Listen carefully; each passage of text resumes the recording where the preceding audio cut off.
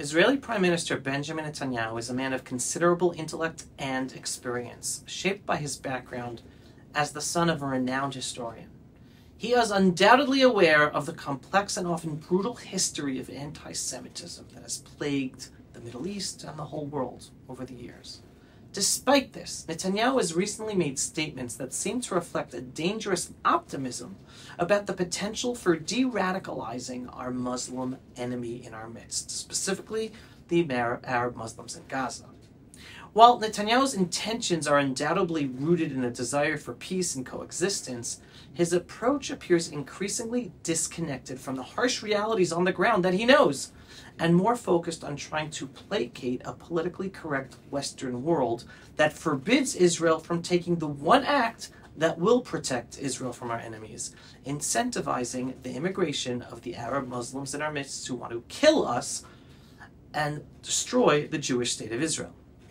As President Trump himself recently stated, if he becomes president of the United States, he will work towards deporting jihadi sympathizers and supporters from the United States. President, we will deport the foreign jihad sympathizers, and we will deport them very quickly, and Hamas supporters will be gone.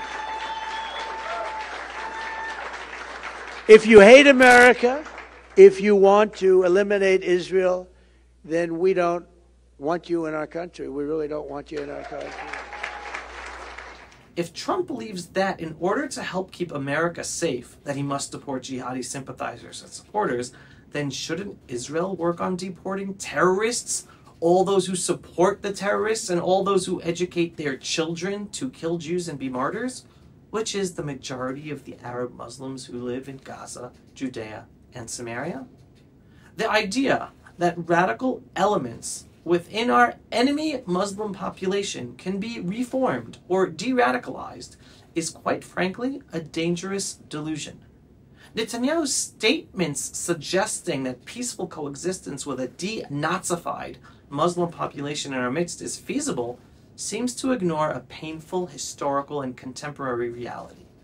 The Muslim Mufti of Jerusalem in the 1920s, 30s, and 40s, for example, personally met with Hitler and partnered with the Nazis in a bid to annihilate all the Jews in the Middle East, showcasing the deep-rooted anti-Semitic Jew hatred currents that run through some segments of Muslim ideology.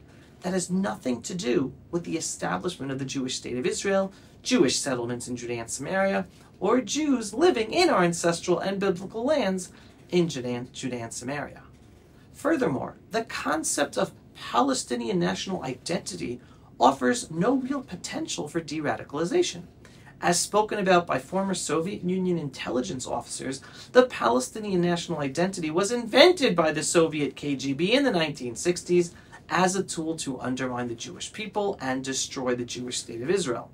From a young age, today, Arab children in Gaza, Judea, and Samaria are taught in United Nations UNRWA schools and encouraged by their own mothers to aspire to martyrdom by murdering innocent Jews. The basis of the Palestinian national identity systematically erases all Jewish connection to our ancestral homeland. Jewish holy sites are reassigned by them as Muslim landmarks, denying the Jewish connection.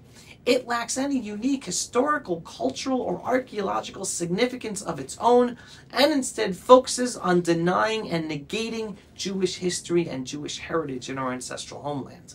The ultimate aim of the Palestinian national identity is not to coexist peacefully with the Jews and the Jewish state of Israel, but to replace the Jewish people and the Jewish state of Israel entirely and destroy it. To be clear, Netanyahu's approach to de-radicalize those who identify as Palestinians in Gaza, Judea, and Samaria might be a well-intentioned attempt to present a politically correct narrative to the Western world. However, it is crucial for us to confront the truth.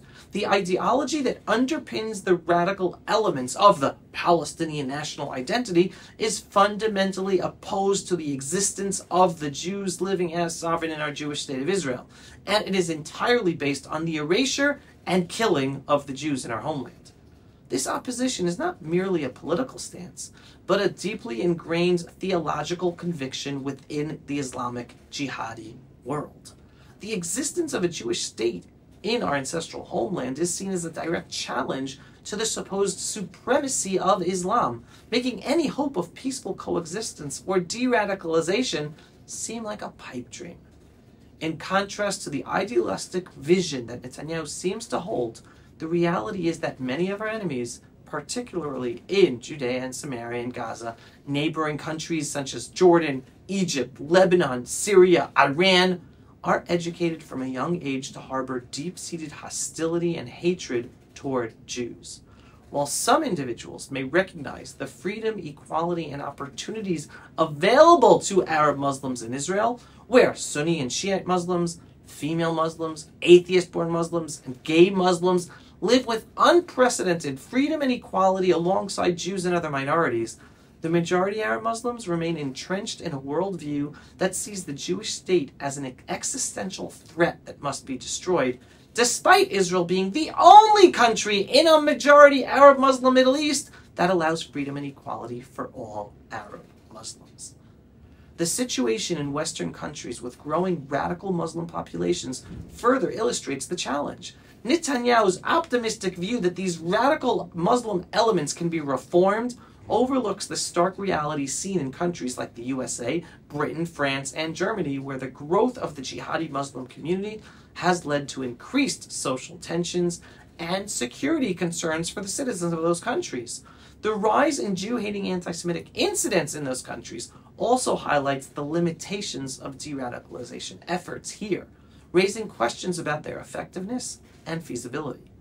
American commentator Brigitte Gabriel, a Lebanese Christian, has eloquently described the futility of dismissing radical elements within the Muslim community. There are 1.2 billion Muslims in the world today. Of course, not all of them are radicals. The majority of them are peaceful people. The radicals are estimated to be between 15 to 25%, according to all intelligence services around the world. That leaves 75% of them peaceful people. But when you look at 15 to 25% of the world Muslim population, you're looking at 180 million to 300 million people dedicated to the destruction of Western civilization. That is as big of the United States. So why should we worry about the radicals, 15 to 25%? Because it is the radicals that kill. Because it is the radicals that behead and massacre. When you look throughout history, when you look at all the lessons of history, most Germans were peaceful. Yet the Nazis drove the agenda. And as a result, 60 million people died. Almost 14 million in concentration camps. 6 million were Jews. The peaceful majority were irrelevant. When you look at Russia, most Russians were peaceful as well. Yet the Russians were able to kill 20 million people. The peaceful majority were irrelevant.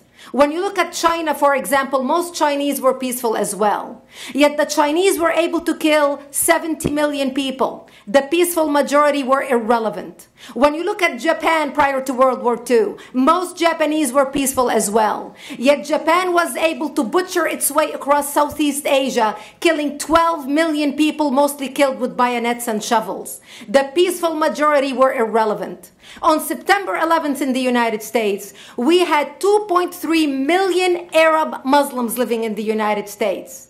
It took 19 hijackers, 19 radicals to bring America down to its knees, destroy the World Trade Center, attack the Pentagon, and kill almost 3,000 Americans that day. The peaceful majority were irrelevant. So for all our powers of reasons and us talking about moderate and peaceful Muslims, it is time we take political correctness and throw it in the garbage where it belongs and start calling it. This perspective underscores the challenge of addressing radical Islamic ideologies that are not confined to a small, isolated group, but are widespread and deeply ingrained in Islamic society.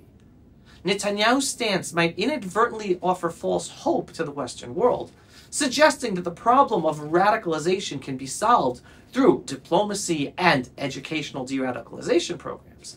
The reality, however, is far grimmer.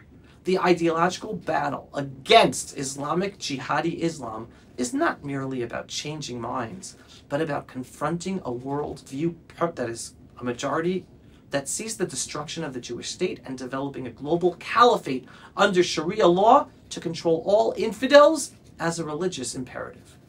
One pragmatic solution to dealing with this challenge, as suggested by figures like former President Donald Trump, is to consider more stringent measures, including deportation of terror supporters. This approach might be seen harsh, but it reflects a growing recognition that addressing radicalization requires more than the false hope of ideological reformation. It involves practical measures to ensure the safety and security of democratic societies, not just Israel or the United States. While Netanyahu's intentions to present a hopeful narrative of de-radicalization are commendable, they are based on an unrealistic assessment of the situation. The ideological and theological foundations of radical Muslim beliefs present a formidable challenge that cannot be easily overcome by goodwill and diplomatic efforts alone. Facing this reality requires a more nuanced and practical approach, recognizing that the road to security and peace involves confronting head-on radical ideologies rather than relying on improbable dreams of reform. And then now let's not ignore the elephant in the room. Why are terror supporters and terrorists still in Gaza today? Why is the world not supporting Israel to incentivize immigration of the Muslims in Gaza who are homeless, as they incentivized immigration of refugees from Syria or Ukraine? Why is it forbidden for Israel to allow Gaza Muslims to leave Gaza and that they must remain there?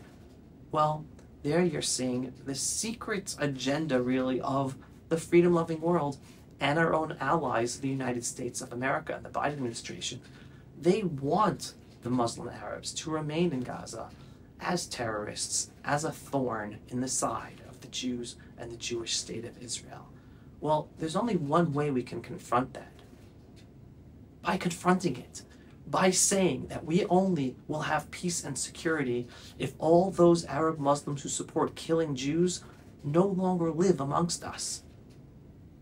We must be vocal with this truth for ourselves and to empower all the freedom-loving citizens of the Western countries that are being inundated with jihadi Muslims that want to do to you what they are doing to us here in the ancestral Jewish homeland, the modern state of Israel. That's the politically incorrect truth you get from me at the Pulse of Israel. If you are not yet a subscriber, go to pulseofisrael.com and click to subscribe and to support our work so that more people receive the belief-based, politically incorrect truth that people must hear in order to protect themselves and save their own societies for your own children and grandchildren. Well, we're a donor-based operation. We need your support. Every once in a while, click on the donate button on pulseofisrael.com. In the meantime, shalom everyone, and thanks for watching another episode of the Pulse of Israel. Pulse of Israel, frontline videos from the Holy Land. Support our work by donating today.